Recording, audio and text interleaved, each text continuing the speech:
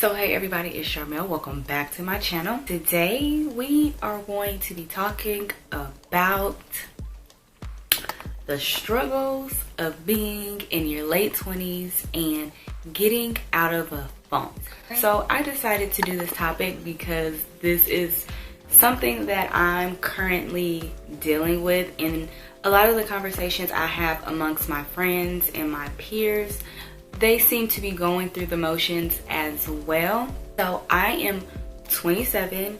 I'll be 28 in a couple months. So for me, the late 20s is, I don't want to say it's an awkward stage, but it's definitely a transitional period. At that age where you're expected to have your life together, but at the same time, like, it's still your 20s and you're still kind of in that discovery period, that phase of trying to figure it out. And that's like exactly where I feel like I'm at. There are good things to your late 20s. Like, your early 20s, they're about like learning your boundaries, and like the older you get, you kind of set your boundaries. And now I'm kind of at a stage where like pretty much have my boundaries set, and I'm good with standing firm on my boundaries when it comes with things that I want to participate in, things that I don't want to participate in, who I want to hang out with, who I don't want to hang out with. Like, I feel like I'm definitely more secure in that set. But it's weird because like I still feel super young, which I am, but every now and then I'll go out and I'm like, man, I'm not that young anymore. Or like I'll see something, even here on YouTube, like the type of videos that are super popular, I'm just like, can't relate. Another hard part of being in your late 20s is like no one's gonna hold your hand and walk you through it. Like, the older you get, is like, figure it out, boo. What we gonna do for you? You grown.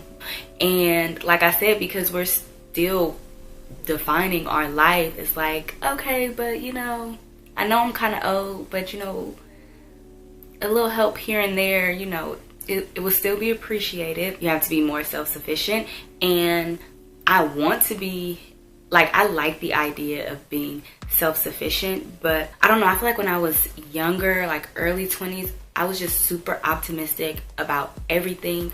If I had an idea, I try it. Something like as simple as my hair. Like, I was fearless when it came to trying new hairstyles, when it came to just trying new things in general. But the older that I get, it's like, it's harder to try new things, and career-wise as well, because you're at an age where you have to be able to take care of yourself. But if you do want to do like a career switch or try something new, you kind of have to find the balance of, well, I need to have this job here because I need steady income coming in for just life, but I do want to kind of go for that. And like I said, no one's holding your hand. So if you decide to quit your job to go for your dreams, you got to figure out, and you may not have nobody who's gonna be like, well, you can stay with me and I'll help you out until you figure this out or until this gets rolling. My 20s, it's been a bunch of peaks and valleys, career-wise, what I'm doing with my life. And now I'm at a point where I have a job. It's a decent job. I get paid okay money, but I know for a fact that I don't love this job. I would definitely like a job that pays more, but I don't want to just like jump into another career that I'm unsure of. And it's hard to kind of explore and try new things when, like I said, I got to be able to take care of myself. The older you get, I feel like you have less time for your dreams and for the stuff that you want to do. And I think like that's the hardest part for me about being in my late 20s, is really trying to figure out what I want to do. And don't get me wrong, there are a lot of people who are like secure and they're like on track moving, but I feel like those kind of people, they kind of knew what they wanted to do from the jump. So like, I had my career in mind from when I was in high school, first starting college. Life happened, things changed, but if I would have stayed on that path that I had chose then, you know, I could be one of those people. That being said, young, early 20s and like straight out of high school, adults and people, they try to force you to pick and choose like a career path immediately, and you're just kind of expected to stick with it, but that's a big commitment. And that's kind of what I ran into. Like, I had my career goals in mind, and that's not to say that I didn't want to do it at the time, but I wasn't able to explore any other options. It's really easy to get stuck in a cycle in your late 20s. Likely you have to get a job, and then when you have that job takes away from your time to chase your dreams. You get in a cycle and it's kind of hard to break away from, and then you end up in just like a rut, in a funk, and before you, like, you're just idle. This year specifically, I've been really idle, because I'm not gonna lie, these last couple of years I have just been feeling really unfulfilled with life. I feel like it hit around 26. It hit around my second year on my current job. Like, when I first got my job, I was excited. Before I got that job, I was just in grind mode, because I was like, I need something stable. I can't keep doing these temp jobs. I don't know if I'm going back to school or not. I don't know what I'm doing, but I need income, and I need something secure. I need some benefits. Like, I need a little cushion while I figure this out. When I chose that job, I was strictly choosing it based on some security and not something that I really wanted to do. At that time, I was already in the cycle, and I don't want to say I was depressed, because I don't like claiming things, but I feel like everyone, to a certain degree, we have like functional depression, where, you know, we're really not excited about the things going on in our life, but, you know, we have to keep pushing forward. We have to keep going, because tomorrow just keeps coming. I feel like some people, like, they may not have their career in order, but then like their family life, they're married, or they're raising children, they're building a foundation for their kids, or they have really popping careers, or they're just like really single and like traveling and just doing their thing. And for me, it's like, okay, I got a little job here, you know, I'm dating a little bit here, you know, I go on a trip or two there, but like, I just had all these like moving pieces, but they weren't like coming together. I'm still in the cycle, but I'm actively trying to pull myself out of the cycle right now.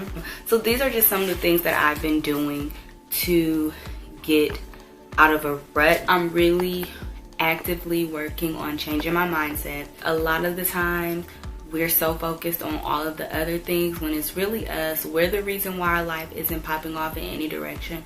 We're the reason why life isn't going the way that it should be. And a lot of the times it starts with our thoughts. And the first thing I'm doing is I'm working on not complaining, because it's so easy to highlight everything that's going wrong. And it's like, if I don't like my job, leave it. Look for a new one. Like, that's the simplest thing. And a lot of the times we will stay stuck in jobs that we hate. We will stay stuck in relationships that we hate.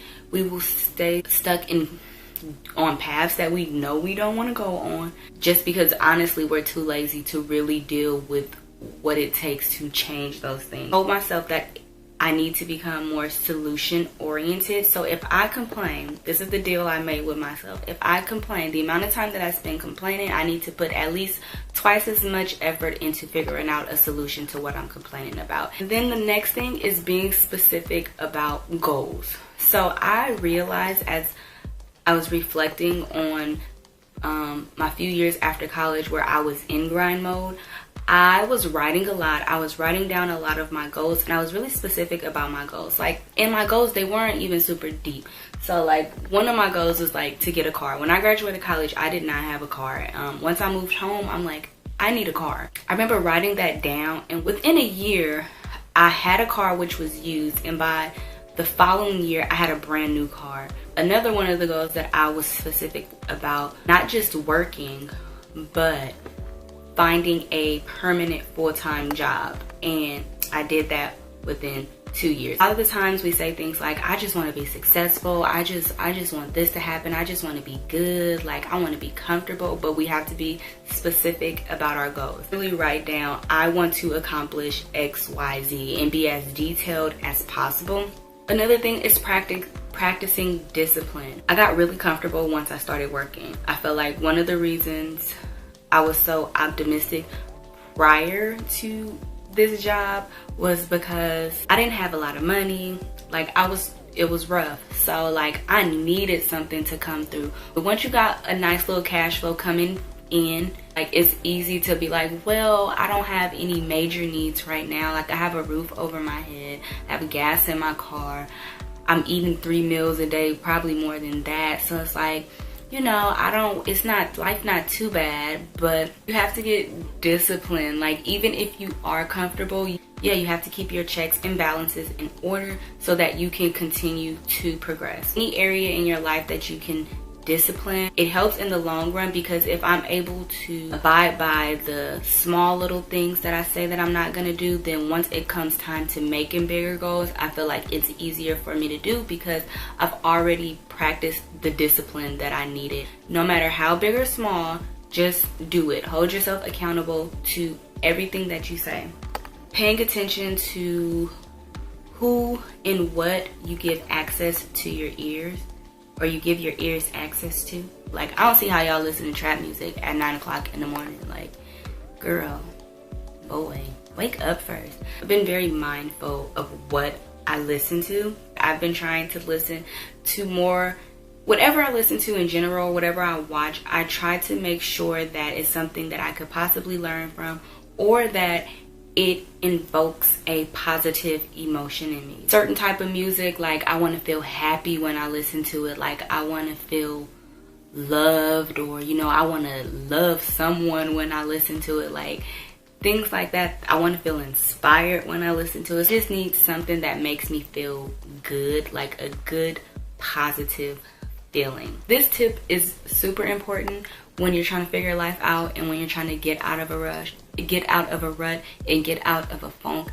You need to seek knowledge, okay? You have to seek. No one is gonna just, sometimes somebody might drop a gem here and there. Somebody might come around and drop opportunities here and there, but if you don't act upon it, that's just what it is. It's just an opportunity. We have to seek, we have to go after the things that we want. We can't expect to grow, we can't expect to have more if we're not constantly seeking the things that we want. A lot of people like to overlook mental health. I've dealt with mental health in my family, like close, and so I know the effects that it has.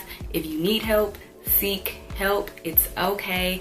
Like, you have to seek knowledge and help. If you want to do better, you cannot skip over this step. I feel like this is one of the most important steps. You can change your state of mind, you can do all of that, you can become more disciplined, but if you're not actively learning, if you're not actively going out and searching and trying to grow and learn and soak in as much as you possibly can, you will not be able to advance. You're going to be where you're at. It's one of the most important things, and it's one of the hardest things to do, because like I said, a lot of us are comfortable in our situations and a lot of us are lazy and we don't want to put in the work. But you have to seek knowledge. You have to go after and look for what you want. Live intentional, you guys. Like, that's another thing that I'm really focused on, is doing things and living my life intentionally, like living on purpose. When I do something, I'm doing that because I wanted to do it and because I wanted XYZ to follow after I do it. It's not enough anymore to kind of be like, oh, I'm gonna do this and see what happens. Like, no, I'm gonna do this and this is the outcome that I expect out of doing that. My last kind of thing that I want to talk about is that the older I get and the later in my 20s that I get, like, I do start to, like, internally, like physically, I don't feel like I look old, I don't feel like I am old, but like that number is like, girl, you are kind of getting up there. And so it's easy to feel like you're running out of time. And guys, it's never too late to chase after any of your dreams. It's never too late to try anything that you always wanted to do. Like, not trying it is where you go wrong, because more time is gonna pass. Whatever ideas you have, whatever dreams you have, I just encourage you all to chase them and know that you're not alone. It's easy to get online, it's easy to get on social media and feel like everyone is, they have their life together and you're still trying to figure it out. But no, you're not alone. I just wanted to do this video because I've been in a funk in my late 20s. Like, I feel like every year it's just like, man,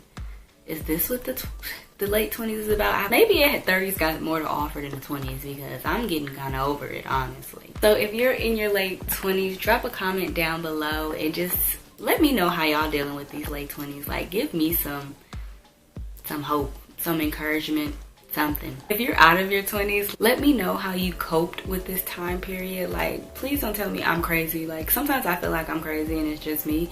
But yeah, that's it. I hope you all enjoyed, and I will see you guys next video.